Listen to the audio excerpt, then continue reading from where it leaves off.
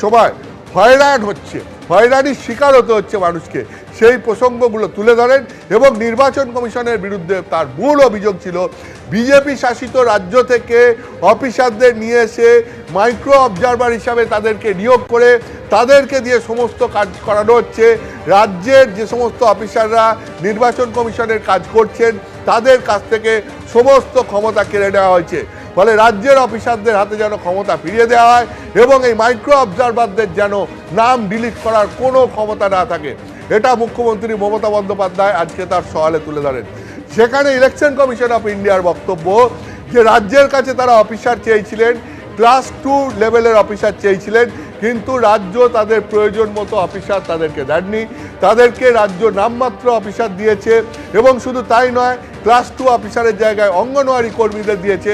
ফলে election commission of India বাধ্য হয়ে বাইরের রাজ্য থেকে অফিসারদেরকে নিয়ে এসে তাদেরকে এই কাজে লাগাতে হয়েছে। অর্থাৎ বাইরের রাজ্য থেকে অফিসার নিয়ে আসতে নির্বাচন কমিশনকে বাধ্য হতে হচ্ছে রাজ্য অফিসার না দেওয়ার।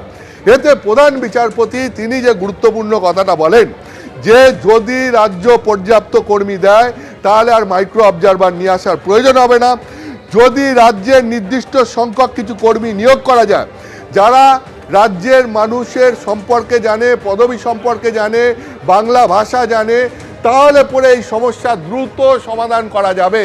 তাতে মুখ্যমন্ত্রী সম্মতি জানিয়েছেন। এখন এটাই দেখার আগামী সোমবার শুনানির আগে রাজ্য নির্বাচন কমিশনকে অতিরিক্ত রাজ্য সরকারি অফিসার নির্বাচন কমিশনের চাহিদা অনুযায়ী দেয় কিনা। তারপরে বাকি যেটা হবে সেটা আগামী সোমবার আবার সুপ্রিম কোর্টে দেখা যাবে।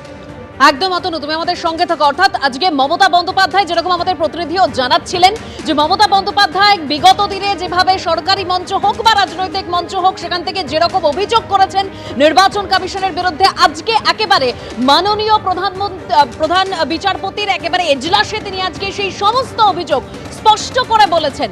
আর এ নিয়ে আজকে আমি আপনাদের সামনে এই মুহূর্তে রাখবো যে কল্যাণ বন্দ্যোপাধ্যায় তিনি কি বলছেন, শুনুন।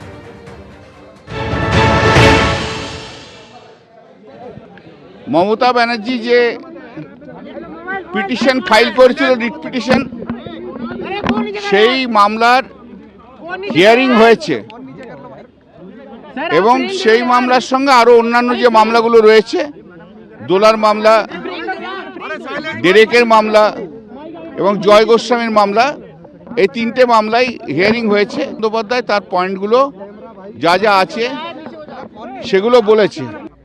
তারপর মহিলারা যাদের বিয়ে হয়ে গেছে, যাদের সারনেম চেঞ্জ হয়ে গেছে, তাদের কি করে মিসম্যাচ হয়? মহিলাদের বিয়ে হয়ে গেলে তো সারনেম চেঞ্জ হবেই। তারপরে আছে ডেথ পার্সন, 150 জন লোক মারা গেছে, সে কথাও বলেছে। স্ট্যাচুটে যে ক্ষমতা দেয়া আছে ইআরও এবং ডিআরও, সেই ক্ষমতা কেড়ে নিয়ে মাইক্রো অবজারভারদের দিয়ে তাদের ডিসিশন নিয়ে আসছে, সেটাও ইলিগ্যাল।